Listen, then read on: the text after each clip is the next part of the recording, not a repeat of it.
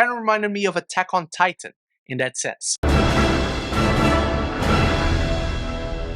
Welcome back, movie fans, to my review of Nimona, Netflix's latest comic book adaptation. And we all know everyone is tired of those, don't we? Where we follow a knight, Sir Ballister, who is framed for a tragic crime and teams with a scrappy, shape-shifting teen to prove his innocence. But what if she is the monster he's sworn to destroy?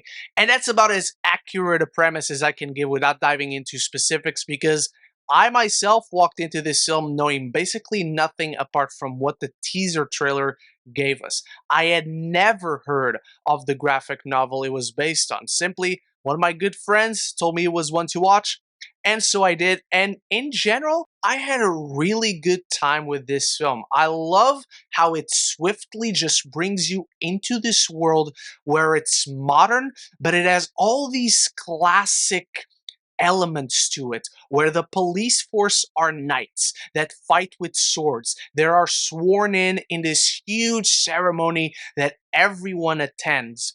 But there's also technology. There's flying ships. People are in houses with televisions and they have smartphones where they can film all these things. And I love whenever high fantasy, which you know is my favorite genre, can tweak the formula a little bit of its world, where this entire city revolves around the beliefs that an old queen institutionalized, and they even live in this domed city surrounded by a wall. Kind of reminded me of Attack on Titan in that sense. I also adore the chemistry and dynamic between our leads in Ballister, voiced by the incredible Riz Ahmed, who does such a great job at playing this guy whose world is turned upside down. He is so strongly convicted in the institution he believes in and everything it stands for. He just can't wrap his head around that someone would be out to get him. While at the same time, he starts off and he's an underdog. He does not come from a noble lineage. He does not have any royalty in his blood. And throughout his life, he's always been shunned as he didn't deserve to be a knight. And when he finally gets it, something tragic happens that makes everyone hate him, makes him the enemy of everything he's loved and fought for his entire life. While Nimona, in what is genuinely one of my favorite Chloe Grace Moretz performance, is someone who loves to be mean, to be evil, and has a personal vendetta against this institution that Ballister believes in so much. And so those opposing worldviews make for an incredible dynamic between these two. And Nimona herself is so infectiously lovable. She is so funny. She is so charming. And the way they animate this character feels particularly distinct from the rest of the film, because it feels no one is up to pace with her. There's a unique sense of velocity to the way she moves, the way they animate Nimona in this film. There's a frenetic energy to it all where she just doesn't stop, whether she's just poking at Ballister himself and having their personalities clash, or in the actual action set pieces of this film.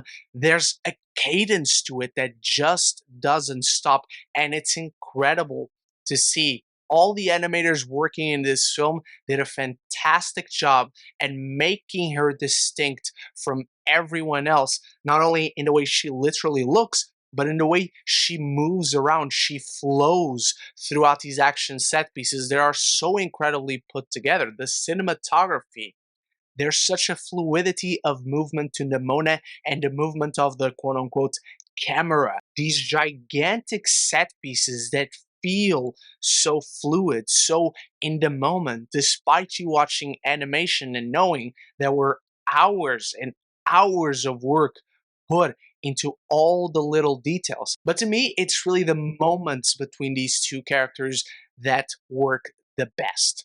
And that frenetic pace works excellently for Nimona, but it can also undermine the film a bit, because I feel this film is a little bit too short for its own good.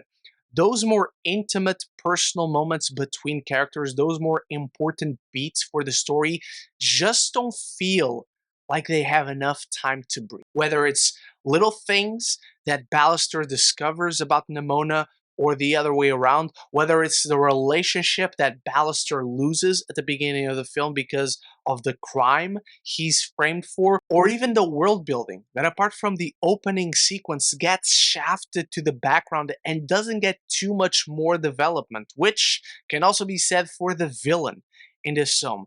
All my issues with this film really come down to the runtime and how the film has so little time to breathe because it's doing everything so fast. It's throwing at you characters, plot, jokes, and jokes that really work, but everything is a little bit too fast. And so when it comes to those slower moments, they are so crucial to the emotionality of the film, to the development of story and characters. They really aren't as slow as they should be. They do not let the emotions linger as much as they should. It feels like the film took on that frenetic pace, that energy that Nimona brings to the tale, and just literally ran with it. And so I think the film is effective. I think it could have been even more powerful if it allowed itself a chance to breathe a little more.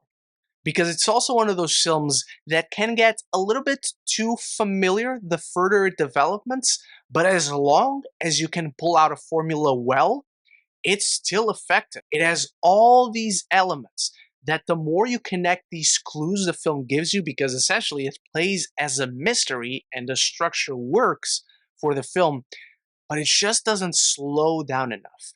It doesn't let the gravity of these big moments sink as long as they should. So it is one of those films, the more I get to know these characters, the more I love them, the more I am compelled by their journeys. But the more the mystery unravels, the less impressed I am at the chances the film seemed to be taking, where it feels like it plays a little bit too safe.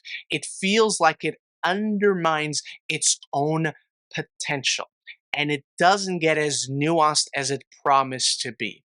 Nevertheless, I will still recommend it. So as I dive into my final thoughts on Nimona, it's time for you to start the conversation in the comments below. Share your thoughts on the film if you've seen it when it hits Netflix this Friday, or if you read the graphic novel, let me know how similar or how different it is. And if you want to check out more movie reviews, I have a ton of reviews right up here from this year alone. Or if you just want to talk in general, more movies and TV, this is the place to be. Consider clicking that subscribe button and you won't miss any future conversations on your favorite movies and TV. Nimona's infectious and frenetic style can sometimes undermine its emotional core, but the endearing characters, charming humor, and wonderful visual flair more than make it worth the watch, resulting in a delightful, uplifting high fantasy tale about celebrating oneself.